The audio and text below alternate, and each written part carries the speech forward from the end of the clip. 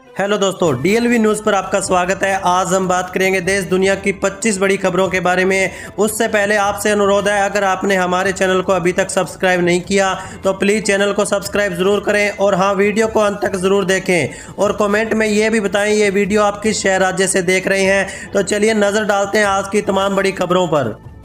देखिए, पहली सबसे बड़ी खबर, बिहार में अब 40 वर्ष से अधिक उम्र के कामगारों के लिए मुफ्त हेल्थ चेकअप की सुविधा उपलब्ध होगी। इसके साथ ही ओवरटाइम और ग्रेजुएटी से जुड़े नए नियम भी लागू किए जाएंगे। यह कदम राज्य के कामगारों के कल्याण को ध्यान में रखते हुए उठाया गया, जिससे उन्हें न्यू लेबर कोड का लाभ मिल सकेगा।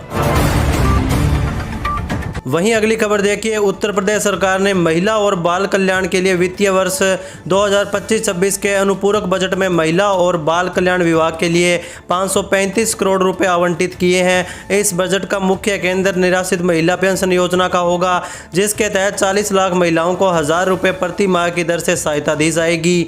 अगर आंगनवाड़ी केंद्रों को आधुनिक प्ले स्कूलों जैसी सुविधाएं प्रदान करने का भी प्रयास कर रही है। वहीं देखिए दोस्तों, उत्तर प्रदेश की योगी आदित्यनाथ सरकार ने 2025-26 के अनुपूरक बजट में समाज कल्याण और दिव्यांग जन सशक्तिकरण विभाग के लिए विशेष वित्तीय प्रावधान किए। इस बजट में ओबीसी, एससी और एसटी छात्रों की शिक्षा, निर्धन कन्याओं के विवाह और दिव्यांगों के लिए बाधा रहित वातावरण पर ध्यान केंद्रित किया गया है। छात्रवृत्ति योजना, विवाह सहायता और वृद्ध जन कल्याण के लिए बजट में उल्लेखनीय वृद्धि भी की गई है। चलिए आगे बढ़ते हैं अपन खबरों में। देखिए, अमेरिकी राष्ट्रपति ट्रंप ने एक बार फिर ग्रीनलैंड को अमेरिका में शामिल करने का संकेत दिया है। उन्होंने इसके लिए एक विशेष दूत भी नियुक्त किया। हालांकि डेनमार्क और ग्रीनलैंड ने इस कदम की आलोचना भी की है। ग्रीनलैंड के प्रधानमंत्री ने कहा कि यह उनके लोगों का है। ग्रीनलैंड अपनी रणनीतिक स्थिति और प्रचुर खनिज संपदा के कारण अमेरिका के लिए महत्वपूर्ण है। वहीं दोस्तों देखिए, कांग्रेस सांसद शशि थरूर ने नालंदा लिटरेचर फेस्टिवल 2025 का उद्घाटन किया। उन्होंने बिहार के विकास मॉडल और नीतीश सरकार के कामकाज की भी तारीफ की। शशि थरूर ने कहा कि बिहार में लगातार बदलाव दिखने को मिला, सड़कें अच्छी हो गई है और लोगों को बिजली पानी लगातार मिल रहा है। उन्होंने नालंदा यूनिवर्सिटी को आगे बढ़ाने के लिए केंद्र और राज्य सरकारों से समर्थन की अपील की। शशि थरूर ने कहा कि पटना में बापू टावर संग्रहालय का भी भ्रमण किया और गांधी जी के जीवन दर्शन को भी सराहा। चलिए अगली बड़ी खबर देखिए, बिहार विद्यालय परीक्षा समिति ने दस्तावेज सत्यापन प्रक्रिया को डिजिटल कर दिया है। 1 जनवरी 2026 से मैनुअल वेरिफिकेशन बंद हो जाएंगे। बोर्ड ने document verification system software launch किया, जिससे मैट्रिक इंटर के प्रमाण पत्रों का सत्यापन ऑनलाइन होगा। बिहार बोर्ड के इस निर्णय से छात्रों, सरकारी विभागों और निजी संस्थानों को राहत मिलेगी। वहीं देखिए दोस्तों, सुप्रीम कोर्ट ने फणी चक्रवात से प्रभावित परिवारों को मुआवजा देने के मामले में उड़ीसा के जिला प्रशासन को फटकार लगाई। हाईकोर्ट के आदेश की अनदेखी करने पर कोर्ट ने प्रशासन को मुआवजा देने के साथ साथ प्रति व्यक्ति 10,000 रुपये जुर्माना भरने का भी निर्देश दिया। पुरी सदर ब्लॉक के 67 परिवारों को मुआवजा नहीं दिया गया था, जिसके बाद उन्होंने हाईकोर्ट का दरवाजा खटखटाया था। चलिए आगे बढ़ते हैं अपन खबरों में। देखिए, भाजपा के आईटी विभाग के प्रभारी अमित मालवीय ने सोनिया गांधी द्वारा वीबी रामजी कानून की आलोचना को खारिज किया। उन्होंने कहा कि यह कानून मनरेगा का विध्वंस है, बल्कि लंबे समय से लंबित सुधार है। मालवीय ने सोनिया गांधी के लेख को राजनीतिक अटकलों से भरा बताया और कहा कि उनके तर्क गलत बयानों पर आधारित हैं। उन्होंने सोनिया के इस दावे का खंडन किया कि नए कानून के तहत रोजगार की मांग आधारित प्रकृति कमजोर हो गई है। वहीं अगली बड़ी खबर देखिए, केंद्रीय स्वास्थ्य मंत्री जेपी नड्डा ने मौसमी इन्फ्लुएंजा के संभावित बढ़ते मामलों को देखते हुए देश भर में तैयारी करने के निर्देश दिए। मंत्रालय के अनुसार इन्फ्लुएंजा भारत सहित वैश्विक स्तर पर एक गंभीर जन स्वास्थ्य चुनौती बना हुआ है। राज्यों और केंद्र शासित प्रदेशों में स्थिति पर रियल टाइम निगरानी भी लगातार की जा रही है। नड्डा इन्फ्लुएंजा की तैयारी और प्रतिक्रिया के लिए अंतर मंत्रालय तालमेल को मजबूत करने पर भी जोर दे रहे हैं। वहीं अगली बड़ी खबर देखिए, केरल सरकार ने छत्तीसगढ़ के निवासी की मॉब लिंचिंग मामले में बड़ी कार्रवाई का आश्वासन दिया। मुख्यमंत्री पिनराई विजयन ने परिवार को न्याय दिलाने का वादा किया और इस घटना को चिंताजनक बताया। सत्तारूढ़ माकपा ने आरएसएस पर निशाना साधा। पलक्कड़ जिले में 31 वर्षीय रामनारायण की चोरी के आरोप में पीट कर हत्या कर दी गई थी, जिसके बाद राज्य सरकार ने यह कदम उठाया। चलिए आगे बढ़ते हैं अपन खबरों में। देखिए, रक्षा अनुसंधान और विकास संगठन और राष्ट्रीय रक्षा विश्वविद्यालय ने रक्षा और आंतरिक सुरक्षा को मजबूत करने के लिए समझौता ज्ञापन पर हस्ताक्षर किए। इस समझौते से रक्षा व आंतरिक सुरक्षा से जुड़े अनुसंधान, शिक्षा, परीक्षण और तकनीकी सहयोग को बढ़ावा मिलेगा। रक्षा मंत्री राजनाथ सिंह की मौजूदगी में यह MOU साइन किया गया। वहीं देखिए, 26 दिसंबर से 251 किमी से अधिक दूरी रेल की यात्रा पर प्रति किमी 2 पैसे किराया बढ़ाया गया। इससे गोरखपुर लखनऊ यात्रा में करीब 5 रुपये, गोरखपुर से दिल्ली में लगभग 15 रुपये और गोरखपुर से LTT और अहमदाबाद जाने पर 34 से 35 रुपये तक का अतिरिक्त किराया देना होगा। चलिए अगली खबर देखिए, गाजियाबाद के लोगों के लिए एक बड़ी खुशखबरी है। कौशाम्बी डिपो से मुजफ्फरपुर, मुरादाबाद समेत अन्य शहरों के लिए आज से 8 ई बसों का संचालन शुरू हो गया है। उत्तर प्रदेश परिवहन निगम ने इन रूट पर बसों को चलाने की तैयारी पूरी कर ली और किराया भी तय कर दिया गया है। कौशाम्बी डिपो से निजामाबाद के लिए शाम के समय 2 ई बसें चलाई जाएंगी। इन सभी रूट पर ई बसों का लाभ लोगों को मिलेगा। वहीं दोस्तों देखिए, भारत और न्यूजीलैंड के बीच मुक्त व्यापार समझौते के बाद भारतीय युवाओं को न्यूजीलैंड में घूमने और काम करने का अवसर मिलेगा। न्यूजीलैंड हर साल 1000 भारतीय युवाओं को वीज़ा देगा जो संगीत, योग और पाक कला में रुचि रखते हैं। न्यूजीलैंड में पढ़ने वाले छात्र सप्ताह में 20 घंटे काम कर सकते हैं। जैसे विज्ञान, अंग्रेजी, प्रौद्योगिकी और गणित के छात्रों को 2 से 3 साल का वर्क वीज़ा मिलेगा। न्यूजीलैंड ने भारतीय पेशेवरों के लिए 5000 वीज़ा का कोटा निर्धारित किया है। चलिए अगली खबर देखिए, कांग्रेस मनरेगा की जगह आए नए कानून VB जी राम जी के खिलाफ देशव्यापी आंदोलन करेगी। पार्टी जन भागीदारी बढ़ाने पर भी जोर दिया गया और मजदूर किसान संगठनों को जोड़ेगी। नए साल से विरोध प्रदर्शन शुरू होगा। कांग्रेस कार्य समिति की 27 दिसंबर की बैठक में आंदोलन की रूपरेखा पर भी चर्चा होगी। राहुल गांधी ने कहा कि सरकार गरीबों की आखिरी उम्मीद को खत्म नहीं करने देंगे। वहीं अगली बड़ी खबर देखिए, कर्नाटक के नेतृत्व परिवर्तन की अटकलों के बीच DK शिव कुमार ने कहा कि कोई नेतृत्व विवाद नहीं है। सिद्धारमैया ने गेंद हाईकमान के पाले में डालते हुए कहा कि अंतिम निर्णय पार्टी हाईकमान लेगा। दोनों नेताओं ने पार्टी एकता और स्थिरता का संदेश दिया।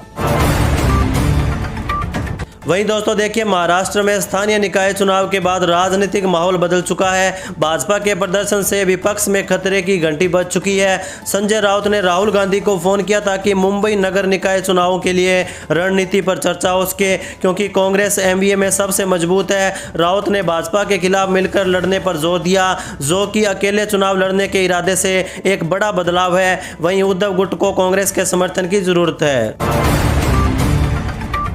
चलिए अगली खबर देखिए, CDS जनरल अनिल चौहान ने कहा कि भारत को आतंकवाद रोकने के लिए ऑपरेशन सिंदूर जैसे कम अवधि के संघर्षों के लिए तैयार रहना चाहिए। उन्होंने पड़ोसियों के साथ क्षेत्रीय विवादों के कारण लंबी अवधि के संघर्ष की भी बात कही। जनरल चौहान ने मल्टी डोमेन ऑपरेशन को आवश्यकता बताते हुए कहा कि भारत को अपने दोनों परमाणु हथियार संपन्न विरोधियों से प्रतिरोध का सत्र बनाए रखना चाहिए।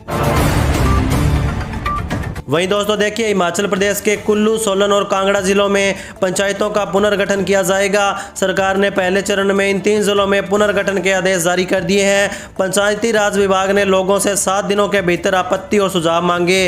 इन जिलों की ग्राम सभाओं से कुछ लोगों को बाहर किया जाएगा। लोगों से सुझाव मिलने के बाद विभाग आगे की कार्रवाई कर सकता है।